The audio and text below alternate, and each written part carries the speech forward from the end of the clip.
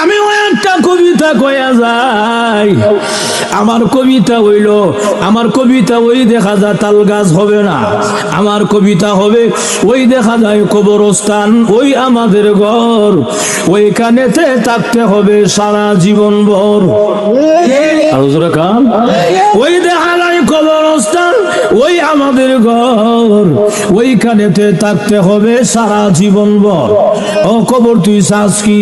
টাকা পয়সা নেসনি, সুদ ঘুষ কাসনি বলে না, টাকা পয়সা নেই না, সুদ ঘুষ খাই না, মুমিন বান্দা পাই না, একজন যদি পাই এমনি জান্নাতের বাগান হয়ে যায়।